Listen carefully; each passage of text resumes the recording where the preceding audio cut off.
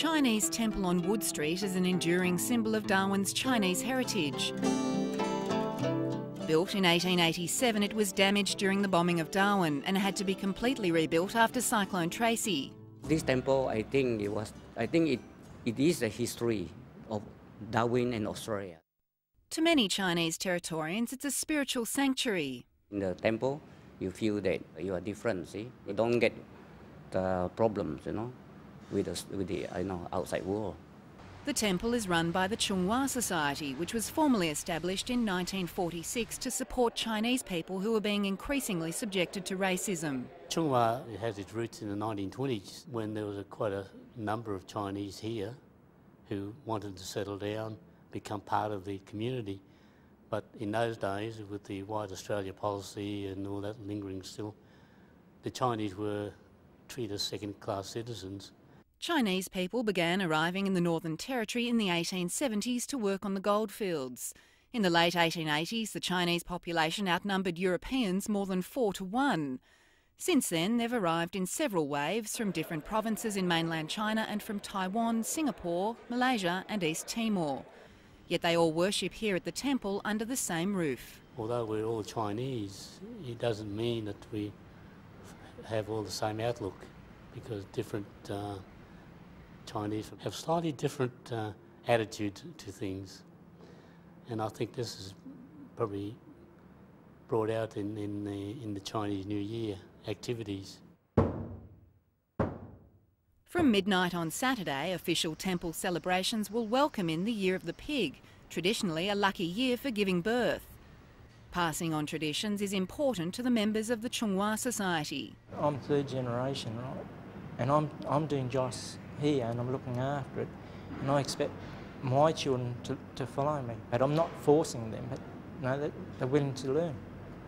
Chinese New Year is about looking your best. You have to wear all your new clothes and you have to be happy. On Chinese New Year Day, the whole idea is to be the best that you can be, because it reflects on the rest of the year. Yeah. In Darwin's northern suburbs, these four sisters are preparing for Chinese New Year. Started already. We have to make sure the house is all clean. It's probably more important than the normal New Year. We have to make sure your hair's cut, because we're not allowed to cut on the actual day, not allowed to sweep, not supposed to do any cleaning, so that's why we do all the cleaning first. We clean the house, and before we cut our hair, because we're not allowed to cut it on the day.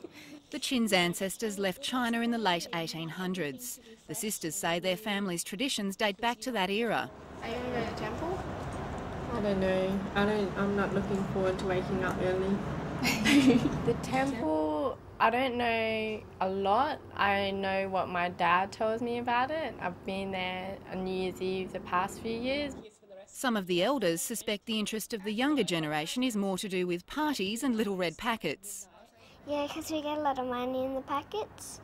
But the red packets we're not supposed to spend. We're supposed to keep them for when we really need it. 11-year-old Caitlin Chin looks to her mother and grandmother for guidance on the do's and don'ts of Chinese New Year customs. Usually I just watch what my mum does, and usually my grandma tells us what things not to do, like we're not allowed to play with chopsticks and things like that, and we're not allowed to wear certain colours in our hair on New Year. But there is some flexibility. For example, the Chins no longer abstain from eating meat all day on New Year's Day. Oh, it's supposed to be through the whole day, but we changed that to we start eating at lunchtime, started eating meat again. Every year, Chinese lion dancers kick off the first parliamentary session. The honour is a symbol of the contribution the Chinese community has made to Territory life for well over 100 years. It's also an opportunity for politicians to harness a little luck. Although Claire Martin's good luck might be in jeopardy, there's been some confusion in the Chinese community about whether to accept the Chief Minister's invitation to the government's New Year event. There's a question raised about the Chief Minister having a Chinese New Year celebration before Chinese New Year's Day. And there's a body